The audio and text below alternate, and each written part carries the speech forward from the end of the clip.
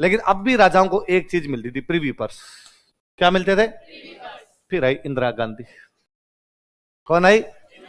और इंदिरा गांधी ने आका कि मित्रों, मैं सबके खाते में 15-15 लाख रुपए दूंगी। ये डायलॉग पहली बार इंदिरा गांधी का है, मोदी जी ने बहुत बाद में दिया। ये डायलॉग पहले किसने दिया था? ये इंदिरा गांधी का डायलॉग है कि मैं तुम्हारे खातों में रुपए भेजूंगी सबके। तो लोग उनका, मैडम कैसे रुपए भेजोगे? कि जो पैसे वाले लोग हैं उनके रुपए छीन छीन के तुम्हें देती जाएगी। तुम्हारी बैंकिंग शुरू होगी, इकोनॉमी बैंकिंग होगी, एक बड़ा बैंकों का राष्ट्रीयकरण। इंदिरा गांधी ने 14 बड़े बैंकों का क्या कर दिया था? ये क्या है?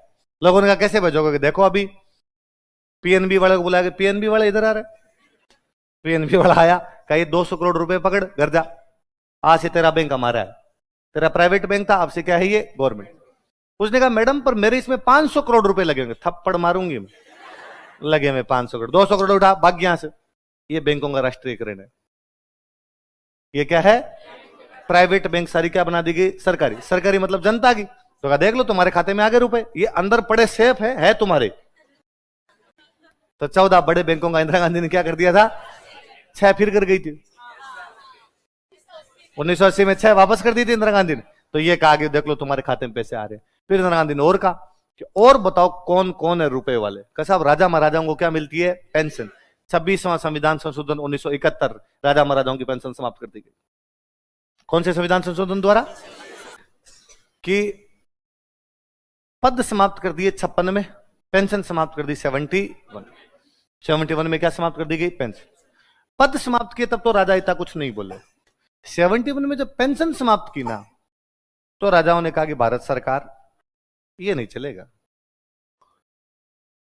जयपुर के राजा ने कहा कि भाई एसएमएस हॉस्पिटल और एसएमएस स्टेडियम मेरे हैं, मैंने राजस्थान सरकार को यूं ही दे दिया कि रख लो। जोधपुर के राजा ने कहा कि हाईकोर्ट वाली बिल्डिंग है ना जिसमें राजस्थान का हाईकोर्ट चलता है, वो मेरी है। राइट टू प्रॉपर्टी है भारत के संविधान में, तो ये प्रॉपर्टी सारी मेरी है, लेकिन मैंने भारत सरकार को दे दी, रख लो यार, तुम रख लो, मैं क्या करूंगा इतने बड़े का, अब मुझे वापस दो। तो खूब सारे राजाओं ने मुकदमे कर दिए भारत सरकार पे कि भारत सरकार हमारी संपत्ति खा गई, और कई मुकदमे राजाओं के पक्ष में आ गए। इसलिए अब राजस्थान सरकार को हाईकोर्ट खाली करना पड़ रहा है। इसलिए राजस्थान सरकार नई बिल्डिंग बना ली। जोधपुर राजा ने मुकदमा जीत लिया हो, कहा हाईकोर्ट की बिल्डिंग अब मेरी है। राजस्थान सरकार अपने डेरे डंडू उठाए यहां से और कहीं जाए। आप क्या करोगे इस बिल्डिंग आगे? मैं भले गोरों को बिठा के चाय पिलाऊं, अंग्रेजों को बुलाऊंगा और यहां चाय पिलाऊंगा बिठा के, लेकिन तुम्हें तो ये बिल्डिंग नहीं दो। ये सारे काम इस प्रिवी पर्स के बाद, जब ये प्रिवी पर्स बंद किए गए थे तब ये सारे काम हुए थे। कहते हैं कि जब राजाओं को प्रिवी पर्स देने की बात आई थी तो संविधान सभा में भी कई लोगों ने कहा था भाई किस बात की पेंशन, क्यों पेंशन, कोई पेंशन नहीं देंगे। तो वल्लभ भाई पटेल ने कहा था कि यदि राजाओं को प्रिवी पर्स नहीं दिए गए तो मैं संविधान सभा छोड़ दूंगा। इन राजाओं से मैंने बातचीत की है, ये राजा अपना सब कुछ देने के लिए तैयार है। ये अपने पूरी प्रॉपर्टी अपने को दे रहे हैं, पूरा खजाना अपने को दे रहे हैं, पूरे हथियार दे रहे हैं, पूरी सेना दे रहे हैं, सारी बिल्डिंग्स दे रहे हैं, तो बदले में इतना तो मिलना ही चाहिए, और ये मैं इनको दूंगा। तो तब वल्लभ भाई पटेल लग लुगा के इनको दिला गए थे। लेकिन बाद में जैसे ही राजाओं का प्रभाव कम हुआ, लोकतंत्र जैसे मजबूत हुआ, इंदिरा गांधी और मजबूत प्रधानमंत्री, उसने एक ही झटके में सारे प्रिवी पर्स क्या कर दिए। लेकिन बाद में भारत सरकार के इनके बीच में रोला रप्पा थोड़ा बहुत हो ही गया था इनका। वैसे इसमें मुझे एक बंदा बड़े जोरदार लगता है, सवाई मानसिंह सेकंड राजस्थान के क्या बनाए गए? राजप्रमुख बना दिए गए। सवाई मानसिंह सेकंड की डेथ हो जाती है 1970। कब हो गई? तो 70 में नए राजा बनाए गए जयपुर के अंदर, भवानी सिंह। कौन बनाए गए? भवानी सिंह। सवाई मानसिंह सेकंड के बेटे हैं भवानी सिंह, वो क्या बनाए गए? राजा। अच्छा, ये जब तक प्रिव्यू पर समाप्त नहीं किए थे ना 1971, तो राजा भारत सरकार बनाती थी। राजा कौन बनाती? भाई 70 में सवाई मानसिंह मर गए, तो अब जयपुर में राजा कौन बनेगा ये डिसाइड कौन करे? तो भारत सरकार, क्योंकि पेंशन तो देनी पड़ेगी। तो किसको देनी? एक आदमी को देनी पड़ेगी। यूं तो राजा के बेटे तो 4 है, चारों को दे, हम है, पेंशन किसको दे? तो भारत सरकार तय करती भाई एक कौन है। तो भारत सरकार ने कहा भाई जयपुर के राजा हम किसको मानते हैं? भवानी सिंह। इसका मतलब प्रिव्यू पर्स किसको मिलेंगे? अब भवानी सिंह वाला जीवन और बड़ा जबरदस्त है। भवानी सिंह जब देश में राजतंत्र था, जब जयपुर के राजा उनके पिताजी हुआ करते, तब भवानी सिंह पढ़ने के लिए गए हुए थे इंग्लैंड। पढ़ने के लिए कहां गए हुए? राजा महाराजा सब उच्च शिक्षा के लिए इंग्लैंड जाते, हमने पढ़ा था। भवानी सिंह जब इंग्लैंड से पढ़ के आए तब पता चला देश में लोकतंत्र, और उनके पिताजी अब राजा नहीं। तो वापस आते कि भाई क्या करें? तो उन्होंने कहा मैं इंडियन आर्मी ज्वाइन कर लूंगा।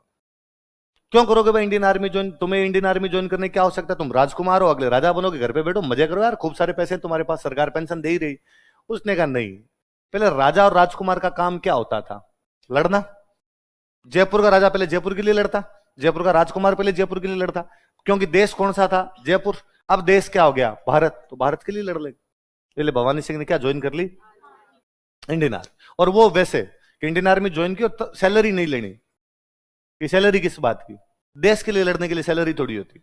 पहले जब हम जयपुर के लिए लड़ते तब कौन सी सैलरी लिया करते थे? आपने यूं ही कर ले। इंडियन आर्मी में मेजर बने, वो लेफ्टिनेंट कैप्टन, बाद में क्या बने? मेजर। मैंने दिन पहले ही बात बताई थी कि 71 वाला जो वॉर है उसमें उनकी जैसलमेर में पोस्टिंग थी। भवानी सिंह जी की पोस्टिंग कहां थी? 71 वाले वॉर में उनकी पोस्टिंग यहां पर की गई। आप ये भी देखिए 71 में एक तरफ एक प्रस्ताव आता है और प्रस्ताव आके कहा जाता है कि भाई राजाओं के प्रीव्यू पर समाप्त किए जाते हैं। जयपुर के राजा कौन है? भवानी सिंह, तो उनके प्रीव्यू पर क्या कर दिए गए? समाप्त।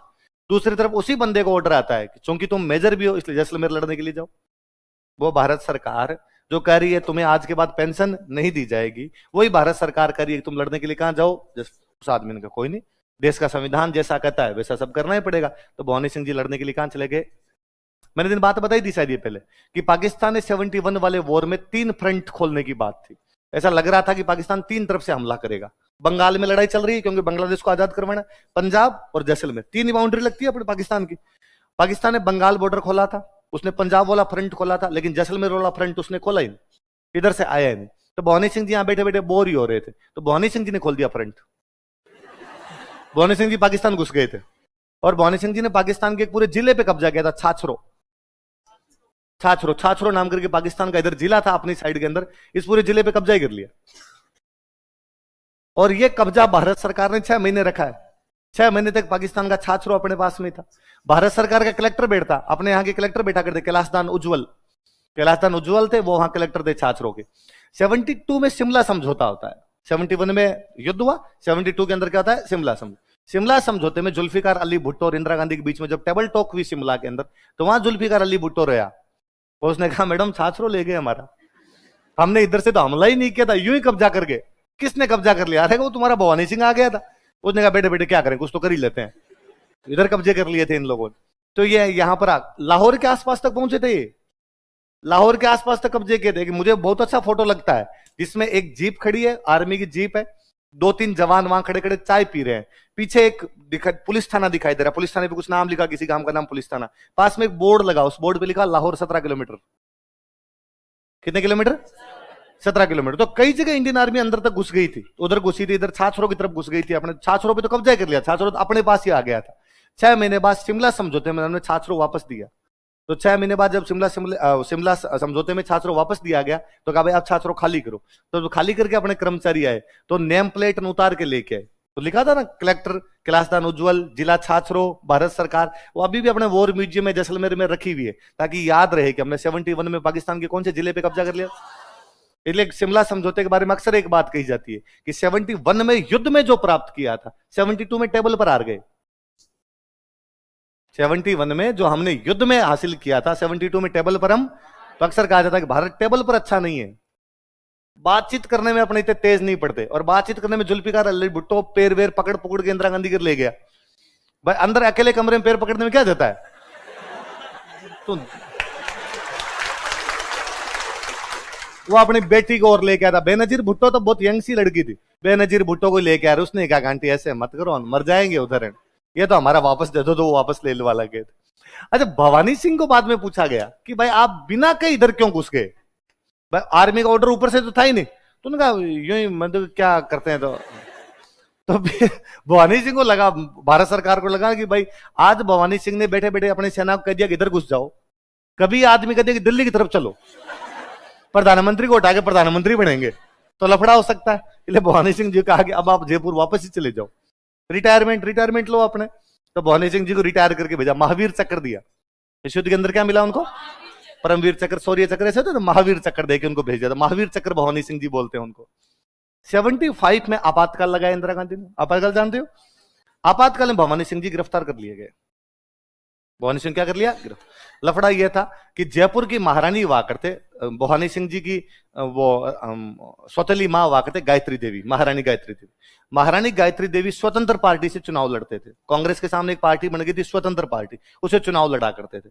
और इंदिरा गांधी ने जितने विपक्ष के नेता थे उन सबको जेल में बंद किया था, तो उन्होंने गिरफ्तार किया गायत्री देवी को। गायत्री देवी गिरफ्तार किया तो साथ में राजा को गिरफ्तार कर लिया और राजा गिरफ्तार करके जेल के अंदर डाल दिया।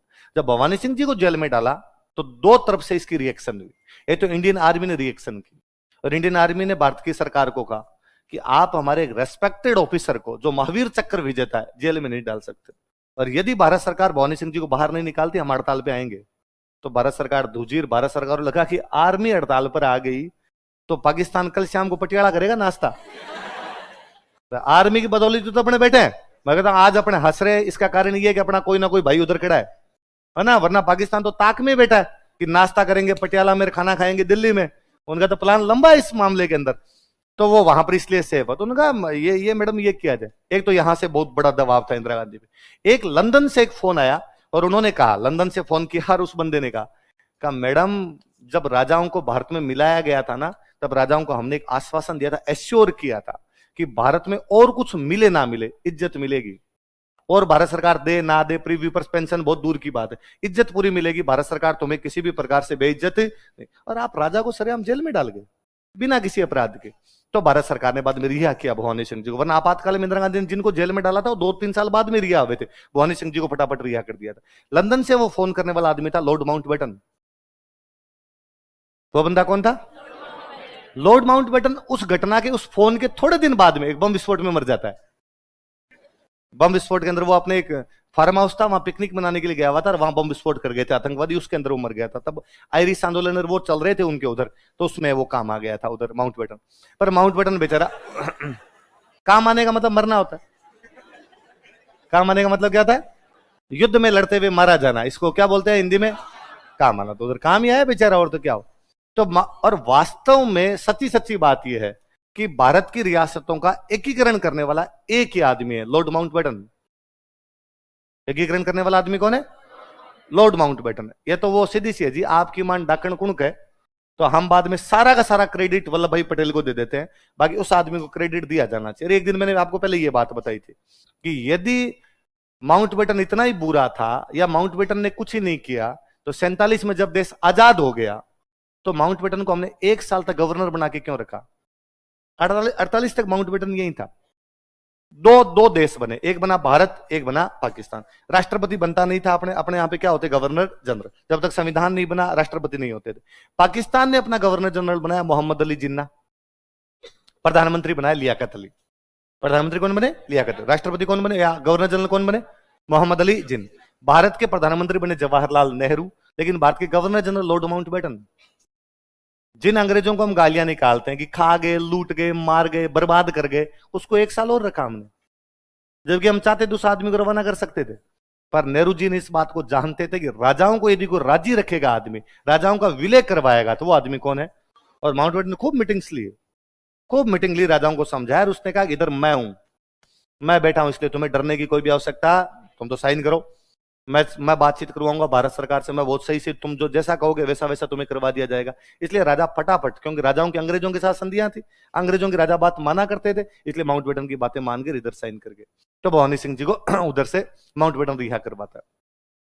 71-72 के आसपास भवानी सिंह जी क्या हो गए? रिटायर हो गए। आपातकाल वाला किस्सा अलग है। 89